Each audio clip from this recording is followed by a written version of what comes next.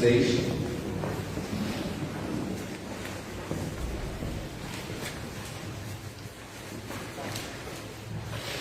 Mateus, no capítulo 6, os versículos 22 e 23.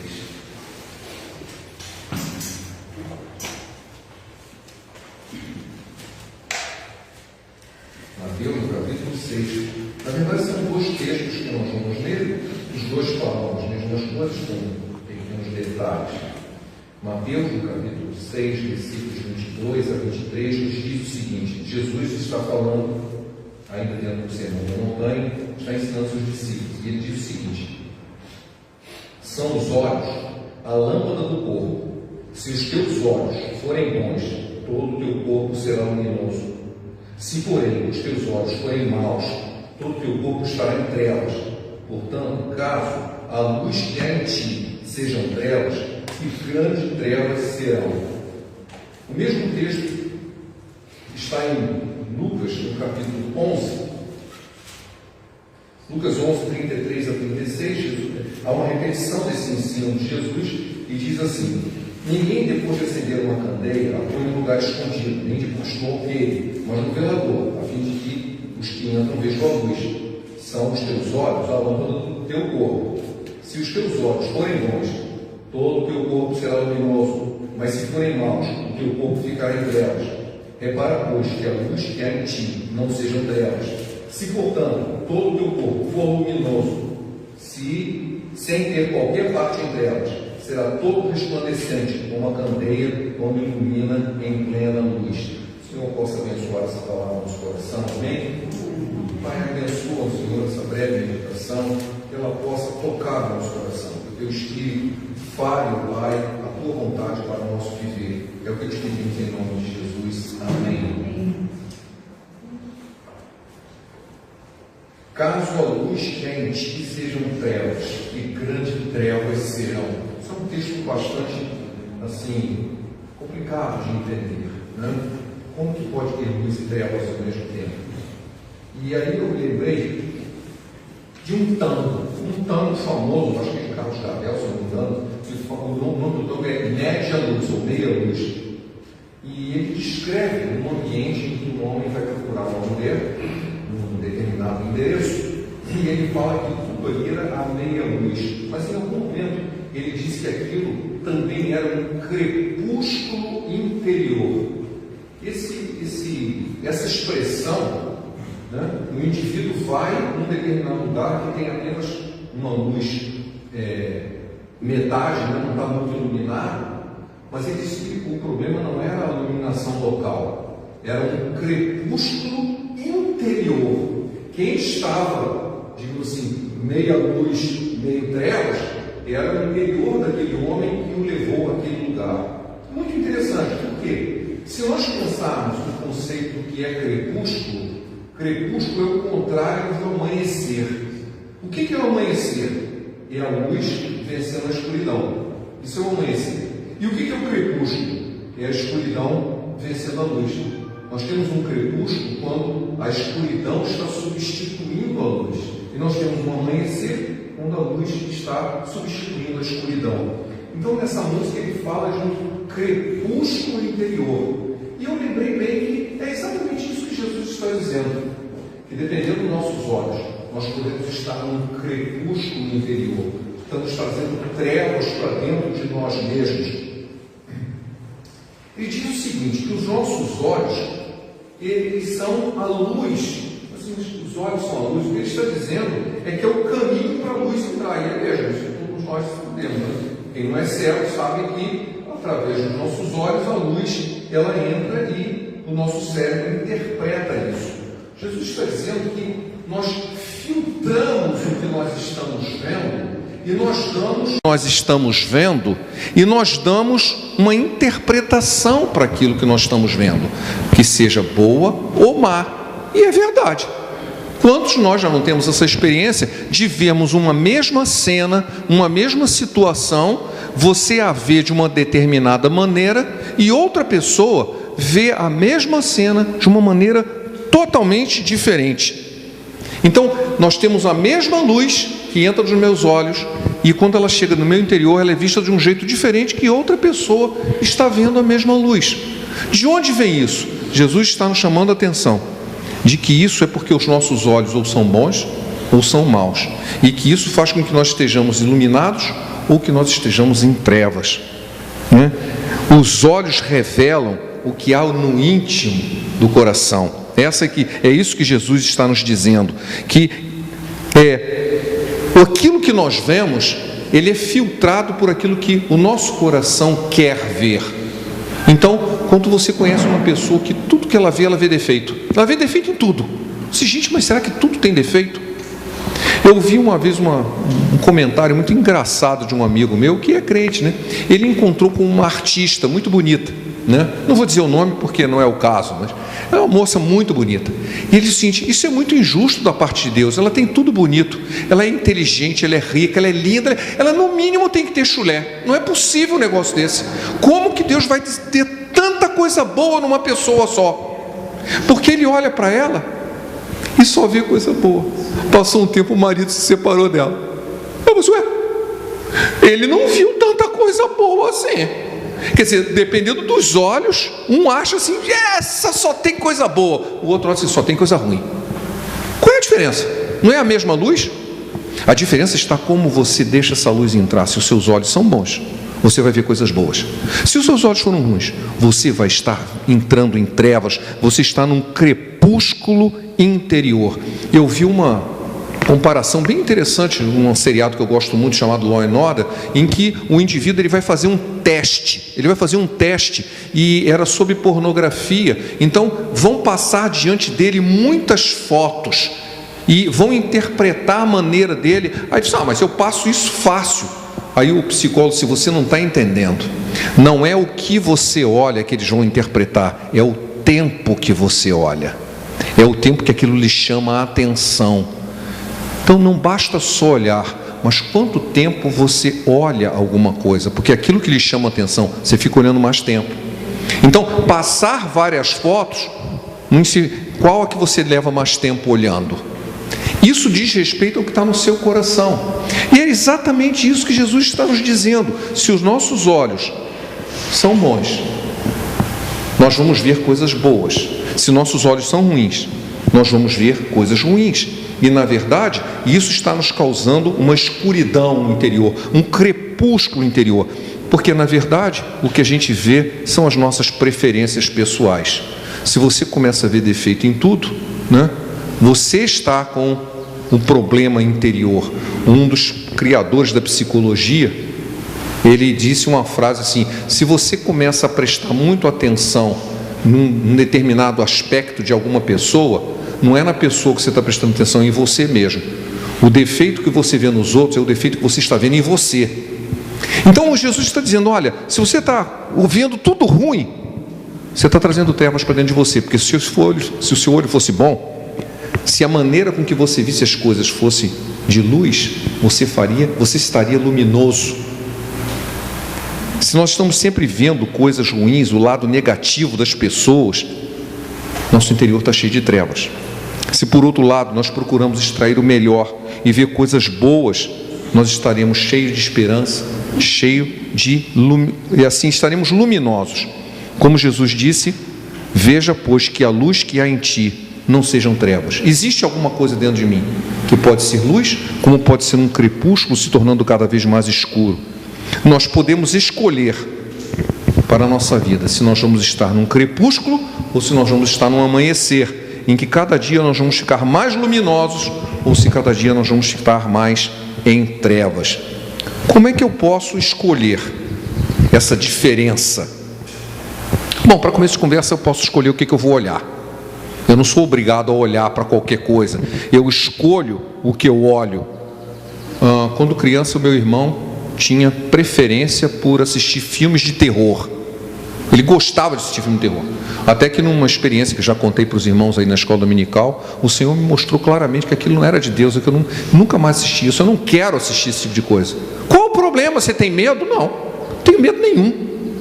Mas por que eu vou entrar com coisas das trevas no meu coração?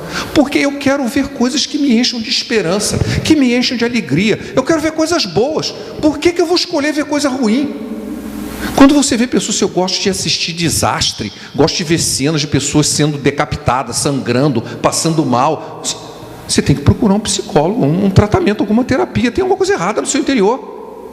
Não é o que está entrando nos seus olhos, mas a seleção de coisas que você está fazendo, o que você está escolhendo para ver. Eu adoro piada suja. Seu interior está sujo. Porque existe uma das coisas que eu sempre fiz questão de fazer nas minhas aulas, com os alunos, é contar piadas. Isso é uma maneira até de atrair a atenção. E eu sempre fazia questão de nunca ter uma única piada suja, porque dá a impressão de que piada só tem que ser suja. Não, existem muitas piadas engraçadas e sadias que não tem nada de sujeira. Por que eu vou gostar do que não presta? Por que eu vou olhar para o que não presta? Por que eu vou trazer as trevas para dentro do meu coração? Isso é uma escolha que eu posso fazer. Eu não quero olhar para o que não presta. Não é porque eu tenha medo, não é porque aquilo vai me fazer pecar. Não, talvez faça. Por quê? Porque o processo é primeiro entrar no seu coração, para depois se transformar num desejo. Então, se eu não deixo que as trevas entrem em mim, elas não vão habitar em mim. Eu posso escolher o que eu vou assistir.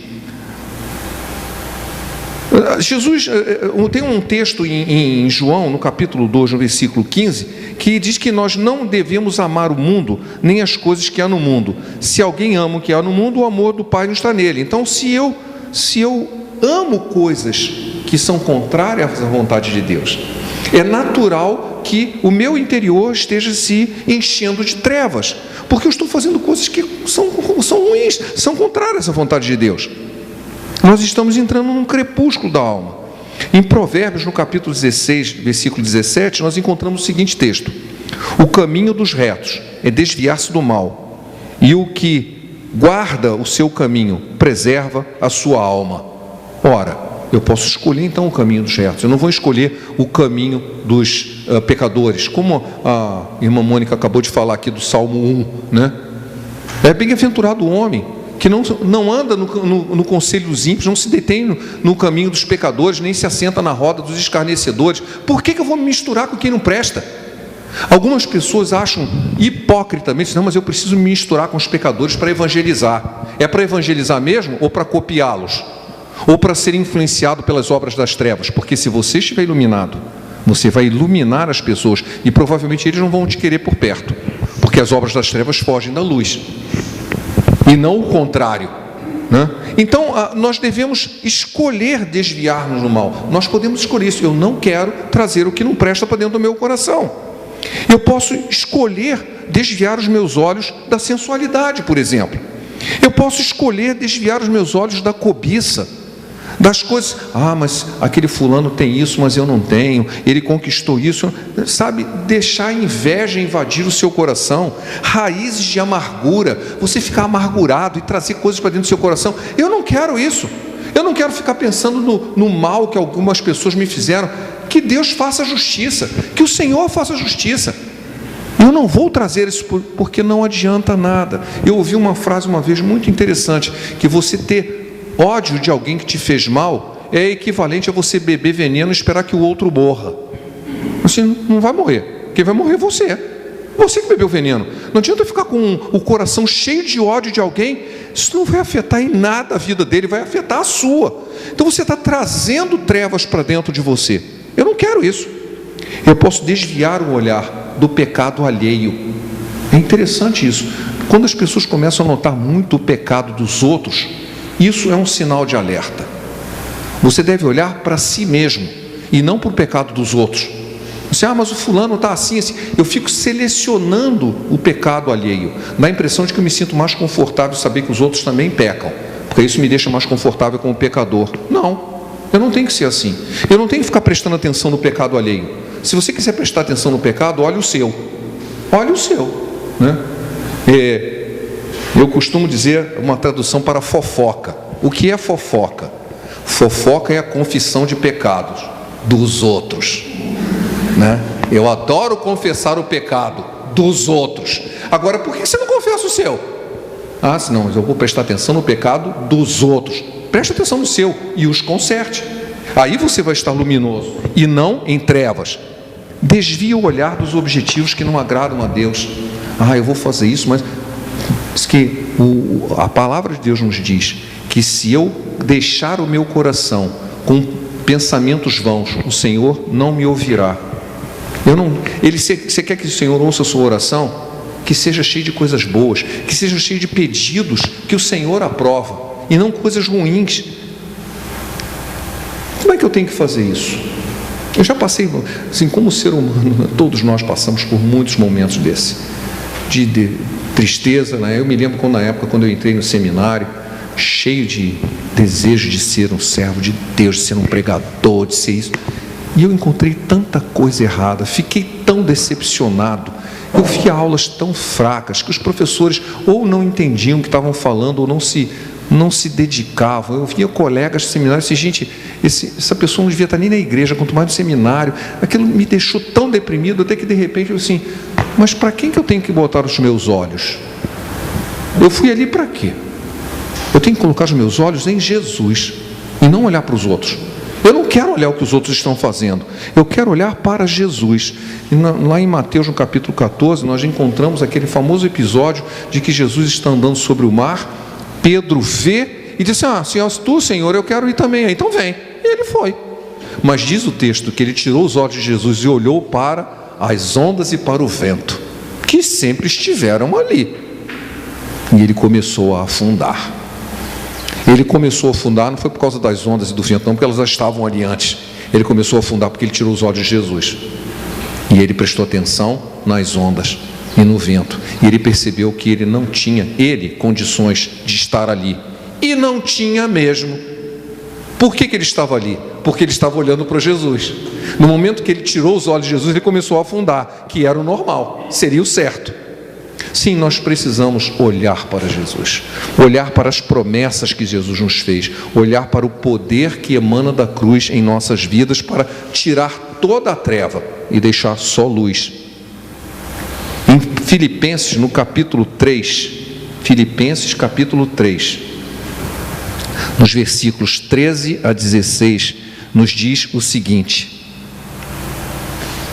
Irmãos, quanto a mim, não julgo havê-lo alcançado, mas uma coisa eu faço, esquecendo-me das coisas que para trás ficam e avançando para as que estão diante de mim, prossigo para o alvo, para o prêmio da soberana vocação de Deus em Cristo Jesus. Todos, pois, que somos perfeitos, tenhamos esse sentimento. Se porventura pensais de outro modo, também isso Deus vos esclarecerá. Todavia, andemos de acordo com o que já alcançamos. Nós não podemos perder o alvo. Nós temos um alvo. O alvo é olhar para Jesus, continuando firmemente olhando para o alvo. O alvo é Jesus. Eu me lembro que na época que eu estudava na faculdade, que era uma faculdade militar, nós praticávamos exercício físico, né? E tinha competição de corrida, né? E uma das coisas que era ensinado lá é que você tem que correr olhando para um ponto. Se você não olha para o alvo, você se distrai. E aconteceu que uma vez, numa competição, um colega que ele estava à frente, né? Ele estava à frente, estava em primeiro lugar, e ele se jogou no chão, e passou todo mundo por ele. Ele quis dar uma de engraçado, por quê? Porque ele achou que já tinha chegado, só que a chegada estava mais adiante, ele estava olhando para o lugar errado. Então ele passou por uma parte, achou que já tinha chegado, e se ganhei, e se jogou no chão. Aí os outros passaram por ele e ficou em último. Por quê?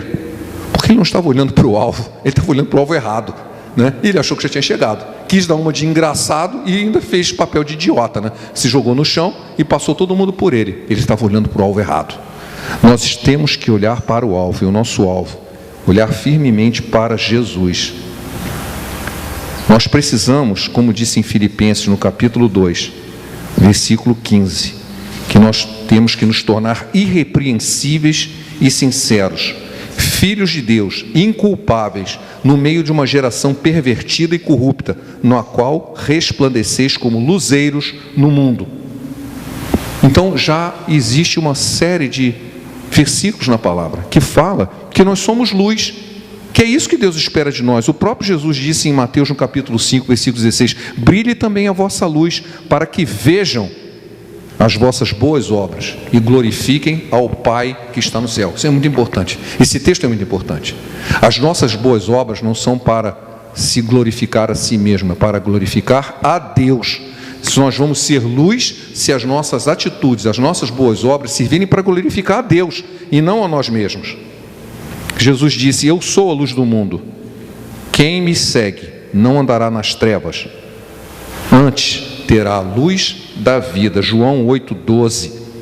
Então, nós temos que pensar o seguinte: em vez de filtrar as coisas e trazer trevas para dentro da nossa vida, nós podemos escolher trazer luz. Esse trazer luz é olhar na direção certa, olhar na direção do Senhor, olhar na direção das coisas que Ele deseja para a nossa vida e trazer a sua palavra para dentro de nós. Em Efésios, no capítulo 5, versículo 8, nós encontramos o texto assim: porque em outro tempo vocês eram trevas, mas agora sois luz no Senhor, andai como filhos da luz.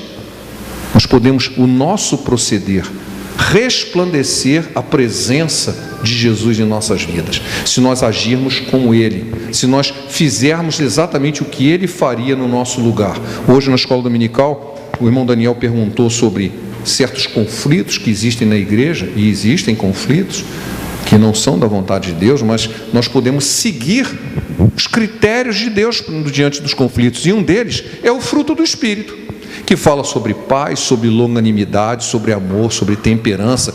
Uma pessoa que não se comporta assim, não está espelhando a presença do Espírito Santo nele.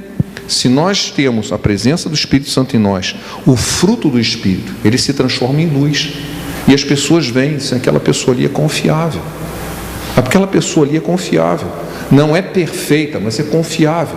Porque a luz de Jesus está brilhando nela. Ela está buscando santificação, ela está buscando seguir os passos do Senhor. Ela tem como alvo Jesus, ela tem aquela vontade de estar na presença de Deus do jeito que Deus deseja, e não do meu jeito. Então nós vamos estar brilhando essa luz. E diz o texto, e é por isso que eu li em Lucas 11, que eu gostei muito, quando ele acrescenta no texto de Lucas 11 alguma coisa que não tem no versículo anterior. Lá no versículo 36 diz o seguinte, Lucas 11, 36, diz assim: se portanto todo o teu corpo for luminoso, sem ter qualquer parte em trevas, será todo resplandecente como uma candeia, quando se ilumina em plena luz. Se a pessoa começa a brilhar, se não tiver nenhuma treva em você, você começa a brilhar. Não é só do lado de dentro, não, brilha para o lado de fora também. Isso tem uma repercussão muito interessante. A presença de Deus faz bem para o corpo, faz bem em tudo. Você começa a brilhar. As pessoas olham assim, tem uma coisa diferente no sorriso, na maneira de ver, na maneira de se comportar diante das situações, mesmo as mais diversas, que nos deixa apavorados ou que nos deixa tristes. A pessoa tem um comportamento diferente, porque em vez de trevas interiores, ele tem luz, ele passou a ver as coisas com o foco de Jesus. Eu gostaria de terminar essa breve mensagem, porque eu lembrei de uma música que fala sobre isso, sobre dos nossos olhos. É uma música do Diante do Trono, né? Teve essa brincadeira aí agora, antes da mensagem, mas a música diz: é coração igual ao teu. E num dos textos dessa música diz assim: ensina-me a amar o meu irmão, a olhar com os teus olhos, perdoar com o teu perdão, endireita os meus caminhos, ó Deus, dá-me um novo coração. Essa música é linda demais, e ela diz: ensina-me a olhar com os teus olhos.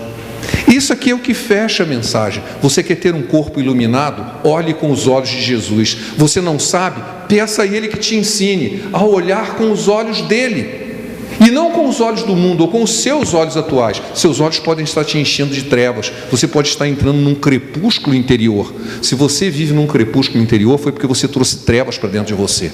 Mas você pode mudar isso e trazer luz. Peça ao Senhor a olhar com os olhos dele, que ele seja o foco da sua vida, que tudo aquilo que ele fez e ensinou passa a ser verdade na sua vida, e você então vai ser luz e vai brilhar. Amém? Que o Senhor possa nos abençoar nessa manhã. Pai, obrigado pela mensagem, pela palavra, que ela fale ao nosso coração. Possamos sair daqui edificados segundo o teu querer. É o que te pedimos em nome de Jesus. Amém. Amém.